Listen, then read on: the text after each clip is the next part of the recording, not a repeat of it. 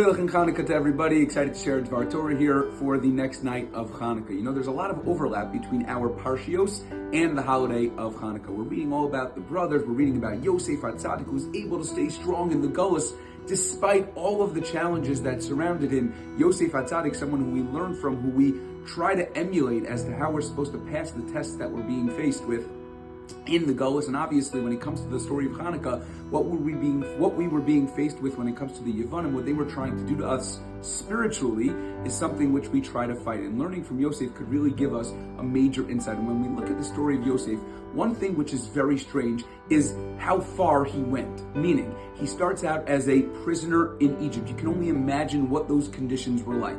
He's a slave. He is someone who is thrown in jail, and all of a sudden he interprets one dream of Paro, and he goes from being the lowest of the low, a slave in these awful conditions, to being the second most important person in the entire world, running the entire world economy. And many of the Mefarshim are trying to figure out, how could he have such a jump? There's got to be something in between the lowest of the low and the highest of the high. What exactly is it that separated Yosef HaTzadik? He interpreted this one dream. How is it that he had this much of a status elevation? And the Mefarshim point out, based on the Medrash, says that Paro had a dream that there were 7 good and 7 bad. There was something with 7, and Paro went to all of his dream interpreters at the time to go and figure out what that dream was. So Paro was getting all different types of interpretations. There's going to be 7 daughters and they're all going to die. There's going to be 7 this and it's all going to go down. And Yosef came along the same theme. He said there's going to be 7 good years and then there are going to be 7 bad years. But what separated Yosef HaTzadik more than anybody else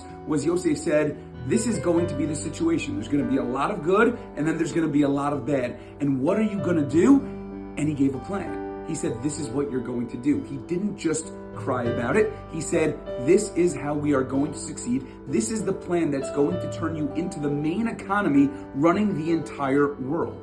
And Paro said, this is my guy. Because it's so easy to sit in the back and complain. It's so easy to have complaints on whatever it is that you're dealing with, to have tinnitus, to have things that are bothering you with certain things. But it takes a certain type of person to step up and do something about it. That's Yosef HaTzadik.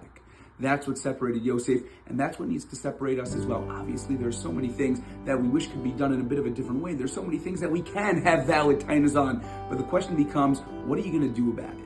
We don't just sit in the back and complain. We go and we step up and we say, this is what we're going to do. This is how we're going to make it better. And I think on Chanukah, when we're looking at all the messages of Chanukah, and there's so much there, we've gone through so much, yet we continue to thrive. And I think the reason is because we're not just crying about all that's happened. We're not just saying woe unto us, which we could certainly do. We've gone through so much in our history, but we look to see and say, okay, this has happened. What are we going to do from here to go and become better, to go and become greater, to go and accomplish that which we need to do?